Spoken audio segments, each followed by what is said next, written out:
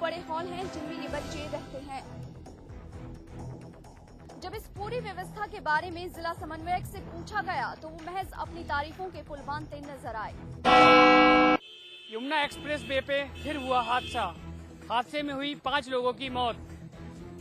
मथुरा के थाना सुरीर के नगला झोपड़ी में यमुना एक्सप्रेस वे हाईवे पर एक दर्दनाक हादसा हो गया, जिसमें 5 लोगों की मौके पर ही मौत हो गई और एक गंभीर रूप से घायल हो गया। ये सभी व्यापारी थे जो आगरा से सब्जी लेकर दिल्ली आ रहे थे। दूसरा कारण ये भी बताया जा रहा है कि एक्सप्रेस हाईवे पर लाइट न होने का कारण भी वाहनों को अपनी जान जोखिम में डालकर वाहन चलाने पड़ रहे हैं। यमुना एक्सप्रेस वे पर लगातार हादसे हो रहे हैं। सवाल ये है, ये हादसों का एक्सप्रेस वे तो नहीं हो गया है। रायबरेली में लगातार बढ़ रही है ड्रॉपसी। अब तक ड्रॉपसी से 2 लोगों की मौत हो चुकी है। रायबरेली जिले में ग्रामीणों ने जिला कांग्रेस कार्यालय तिलक भवन के सामने खाद्य विभाग के खिलाफ जमकर नारेबाजी की और सांसद सोनिया गांधी से विभाग के खिलाफ कार्रवाई करने की मांग की। दरअसल रायबरेली में पिछले कई दिनों से ड्रॉपसी की बीमारी से पीड़ित लोगों की संख्या बढ़ती जा रही है। अब तक इस बीमारी से 2 की मौत हो गई है, जबकि दर्जन भर लोगों की हालत गंभीर बताई जा रही है। आज जो ये हो रहा है ये बहुत गलत है। आज की डेट में ड्रॉपसी के लिए कोई भी सस्ता इलाज हमारे पास नहीं है।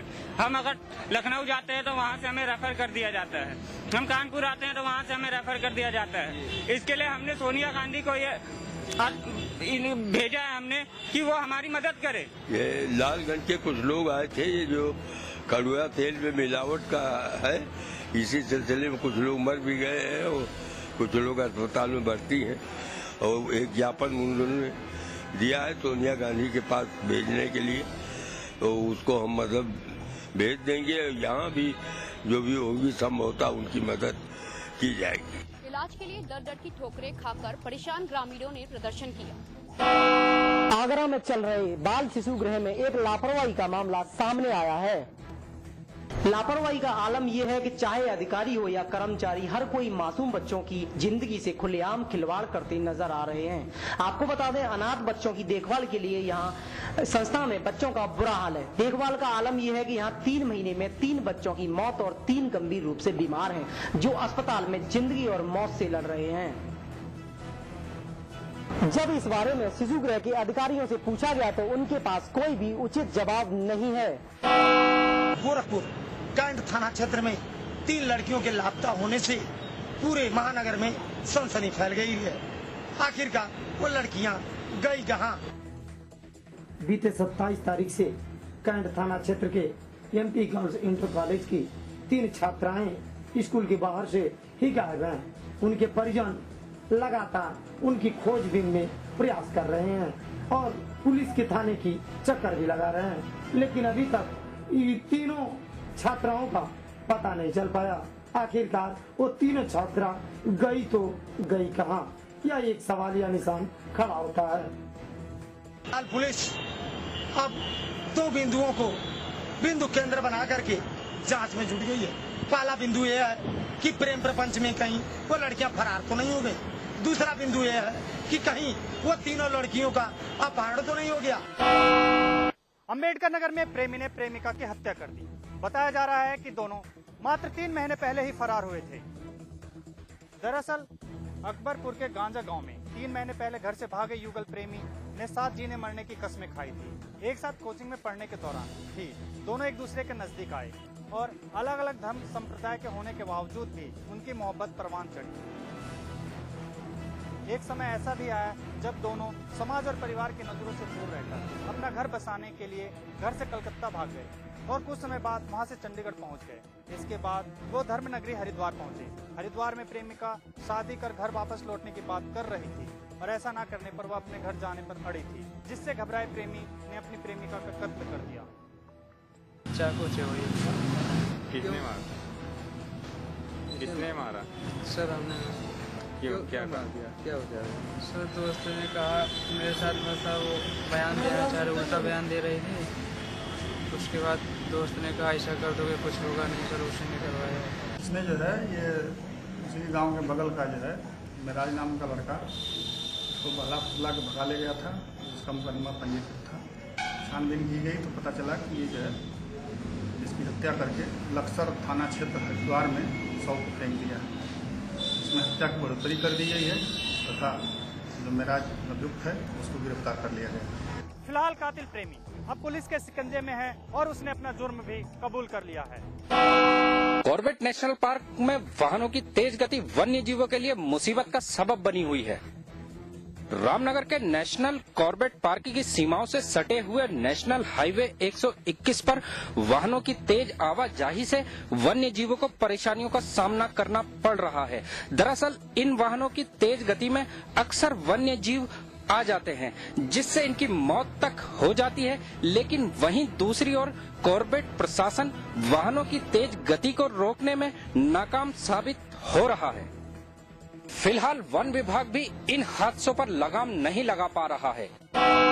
जौनपुर में एक समाजसेवी ने 2 पुलों का निर्माण अपने पैसों से ही करा दिया।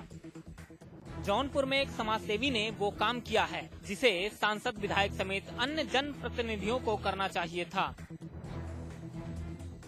जी हाँ, समाजसेवी ने अपने पैसे से 2 पुलों का निर्माण कराकर लोगों को राहत पहुंचाई है। इन दोनों पुलों के बन जाने से जौनपुर और आजमगढ़ जिले के 50 से अधिक गांवों के लोगों को फायदा हुआ है। सारे गांव वालों आए हमारे पास तो कहे कि नहीं ये काम होना चाहिए, तो लगा दर्द उन लोग का लगा कि नहीं ये काम कराना चाहिए क्योंकि इससे काफी जनता का फायदा था। तो ठीक है, ये हमने फिर काम इसको शुरू कराया। सरकारी योजना वाले आया के वादा कर करके चले गए और हमारे जावेद भाई हैं वही जो है इनके पास अब आदमी गए तो अपना हाथ लग हटा दिए। जावेद की समाज सेवा को देखकर लोग जनप्रतिनिधियों को कोस रहे हैं, तो वहीं दूसरी ओर जावेद को अपना आदर्श मान रहे हैं। महेंद्र सिंह धोनी और उन्मुक्त चंद जैसे बड़े खिलाड़ियों से रिश्ता रखने वाला उत्तराखंड एक क्रिकेट टीम के लिए तरस रहा है। अब तक उत्तराखंड में कोई क्रिकेट टीम नहीं है। दरअसल बीसीसीआई ने उत्तराखंड की क्रिकेट टीम को मान्यता ही नहीं दी। हाल ही में अंडर 19 विश्व कप जीतकर स्वदेश वापस लौटी टीम की जीत के बाद पूरा देश खुश है। दरअसल टीम के कप्तान उन्मुक्त चंद उत्तराखंड के रहने वाले हैं। इतना ही नहीं, टीम इंडिया के कूल कप्तान महेंद्र सिंह धोनी भी उत्तराखंड के रहने वाले हैं। लेकिन दुर्भाग्य की बात यह है कि उत्तराखंड की खुद की कोई टीम ही नहीं है। राज्य बनने के 12 साल बाद भी बीसीसीआई ने उत्तराखंड की क्रिकेट टीम को मान्यता ही नहीं दी। श्रीनगर गढ़वाल में पुलिस की लापरवाही सामने आई है। ये लापरवाही मुकेश भंडारी के कत्ल के मामले में सामने आई है। बीती 17 अगस्त को श्रीनगर में मुकेश भंडारी की सड़क हादसे में मौत का मामला सामने आया था, लेकिन मामले में मुकेश की पोस्टमार्टम रिपोर्ट के सामने आते ही मामले ने करवट ले ली है और अब इसे सोची समझी साजिश के बाद हत्या का मामला बताया जा रहा है। दरअसल पोस्टमार्टम रिपोर्ट में ये बात सामने आई है कि मुकेश के सिर पर पीछे से किसी चीज से वार किया गया था। वहीं दूसरी ओर पुलिस ने मामले की रिपोर्ट तो लिख ली है, लेकिन अभी तक कोई गिरफ्तारी नहीं की है। मेरे बेटे का एक्सीडेंट नहीं है, मेरा बेटा मर गया ना, मेरा बेटा वापस नहीं आएगा, लेकिन बेटा मैं ये देखूंगी कि सब अरेस्ट हूँ, तब मेरी आत्मा को संतुष्टि होगी। मामले में कोई भी गिरफ्तारी नहीं होने से मुकेश के परिजन खासे नाराज हैं। वाराणसी में खुला है एक अनोखा रेस्टोरेंट। इस रेस्टोरेंट में अगर आप जाएंगे तो आपको गांव की मिट्टी की खुशबू जरूर याद आ जाएगी। वाराणसी में एक ऐसा रेस्टोरेंट है जिसको देखकर आपको अपना गांव और मिट्टी की खुशबू के साथ साथ गांव का खाना बाटी चोखा जरूर याद आ जाएगा। मिट्टी की दीवार और उस पर बनी कलाकारियां सभी को आकर्षित करती हैं। यहाँ पर लोगों को गांव का परिवेश याद आएगा। यहाँ पर पत्ते से बने पतलों पर दाल हो या फिर खीर या फिर पानी, सभी आपको मिट्टी से बने बर्तनों में ही मिलेंगे। लोगों को भी ये अनोखा रेस्टोरेंट काफी भा रहा है, वो यहाँ आ रहे हैं। नैनी झील के आसपास लगाया जा रहा है राज्य वृक्ष बुरांस।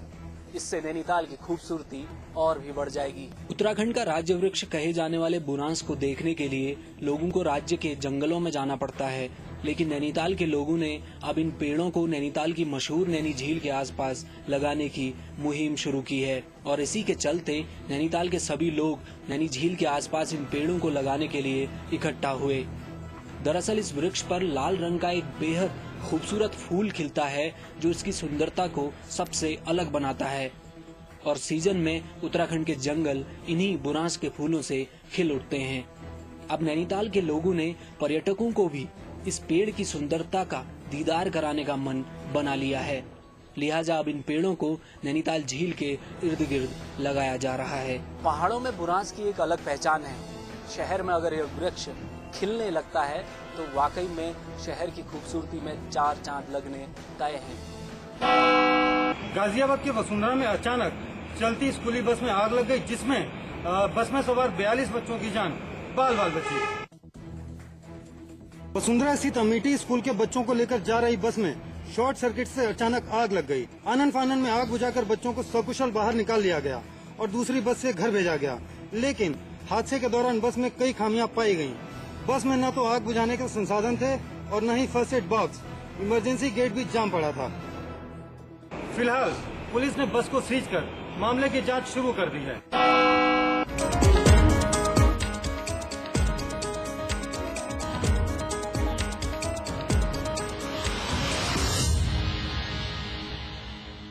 एक परफेक्ट इंजीनियर बनने से पहले, स्टॉक मार्केट में अपनी जगह बनाने से पहले, सॉफ्टवेयर प्रोफेशनल बनने से पहले, एक मल्टीनेशनल ग्रुप का सीईओ बनने से पहले, मार्केट के उतार चढ़ाव को समझा, मैनेजमेंट के कॉन्सेप्ट्स को समझा, एक परफेक्ट स्टूडेंट बना। मैंने डिग्री हासिल की। I studied at Quantum. At Quantum. At Quantum. At Quantum. Quantum Global Campus जिंदगी को दे नई दिशा।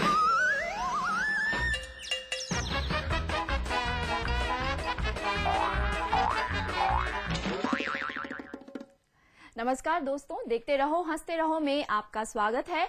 मैं हूं देवकी। आज एक बार फिर आपके लिए लेकर आई हूं एक ऐसा शो जिसे देखकर आप हंसते हंसते हो जाएंगे लोटपोट। तो चलिए शुरू करते हैं अपना ये मजेदार शो। देखते रहो हंसते रहो।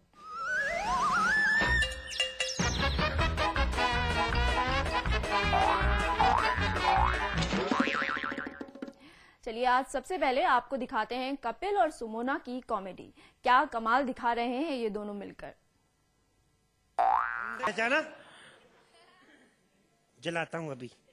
अब लालटेन, ये वही लालटेन है जिसके नीचे बैठ के तुम बचपन में किताबें पढ़ा करती थी।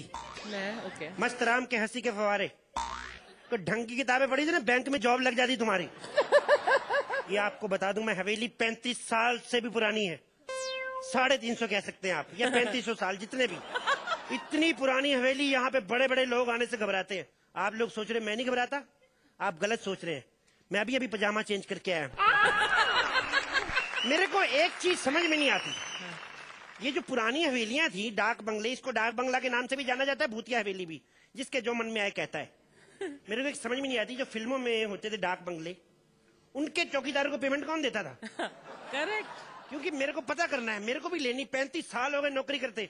एक बंदा इंटरव्यू लेके मेरे को यहाँ पे रख गया, उसके बाद आया नहीं। अब मैं जॉब छोड़ नहीं रहा हूँ, 35 साल की कमाई है। वैसे आपको पता ही है, डाक बंगला हो या 4 बंगला, पेमेंट कहीं से भी नहीं आती। ये है ही ऐसे। चलो खैर। यस, ये बहादुर शाह की हवेली यही है? नहीं, हमने लोगों को डराने के लिए सेट लगाया हुआ है। वाह, what a sense of humour, बहुत अच्छा है। तो क्या फायदा, काम तो तुम्हारे साथ ही करना पड़ रहा है। आओ आगे आओ।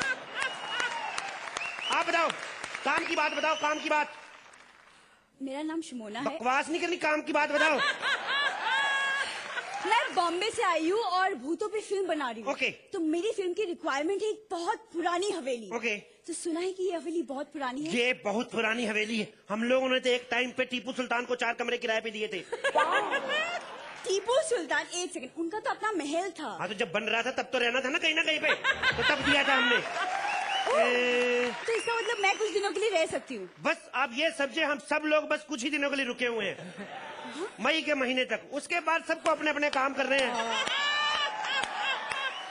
फिर ठाकुर की वही बैटरियों वाली दुकान। एक सेकंड, ठाकुर की बैटरी की दुकान है? तुम्हें क्या लगता है पंजाब नेशनल बैंक का मैनेजर है वो? ऐसे ही है। और अर्चना अपना वही काम, अंधीशुदा तेल बेचेगी जाके। उसमें तो जैकी श्रॉफ है। कोई जैकी श्रॉफ नहीं, यही बीड़ी लगा के बीड़ू बीड़ू करती है।